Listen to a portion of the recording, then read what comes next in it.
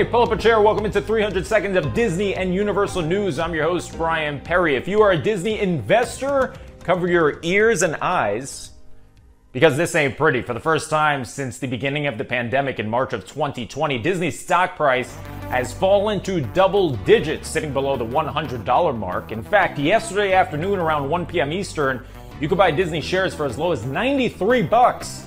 Marks an astounding fall after around 15 months ago, Disney shares were available for $189.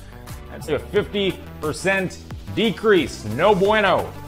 Now, obviously, there are a number of factors in play, though the most recent news that negatively affected the company was Bob Chapek's firing of longtime Disney TV executive Peter Rice.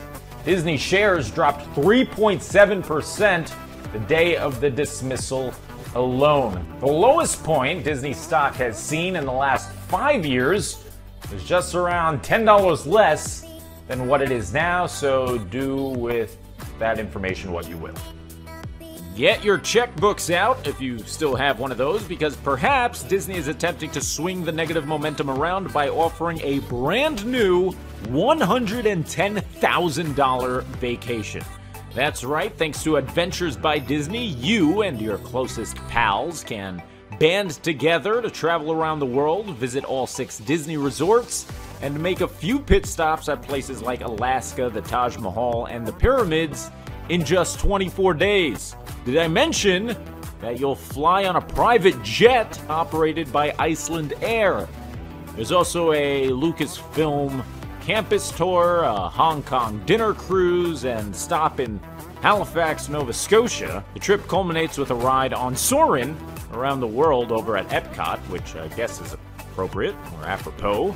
I'm gonna go out on a limb here and say that Lightning Lane nor Genie Plus will be needed when skipping the line for Disney rides. Our other lead story on this Wednesday brings us a few miles north of Disney property down in Florida and to Universal Studios. Universal Orlando has announced that it will debut 2 escape rooms in an all-new experience for guests. Titled Universal's Great Movie Escape, the experience will open at City Walk and bring 2 escape adventures utilizing 2 of the company's biggest franchises, Jurassic World and Back to the Future. According to the company, the rooms will be, and I quote, designed by the same creative masterminds responsible for the wildly immersive haunts of Halloween Horror Nights. Now, honestly, I don't know what those are like because I refuse to go to HHN. Anyway, I digress.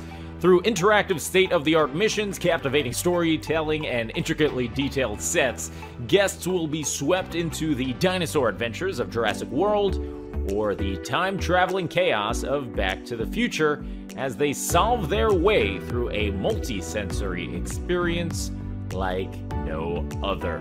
The exact location of the escape rooms is where the old nightclub, The Groove, once stood, which is sad because I loved The Groove.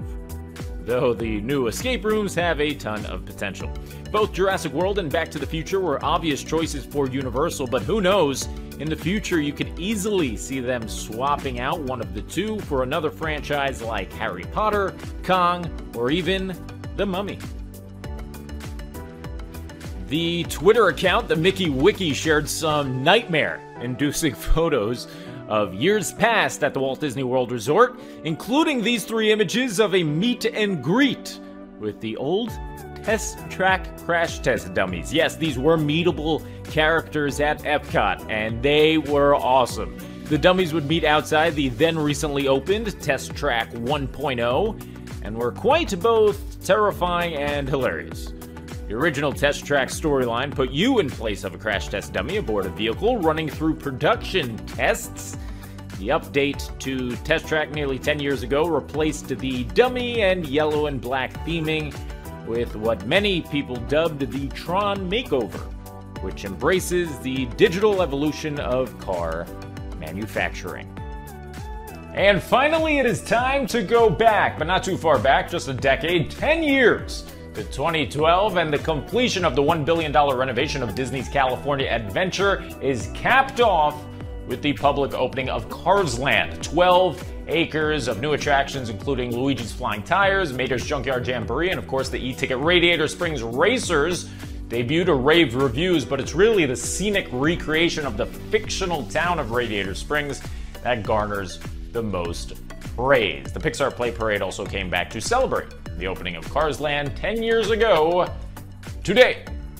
And that's going to do it for this episode of Inside 300. If you like what you saw, be sure to subscribe. Click that bell icon. Hello, bell. This way you're notified every time we come out with brand new content. I've been your host, Brian Perry. I'll see you on the next episode. And until then, Bye-bye.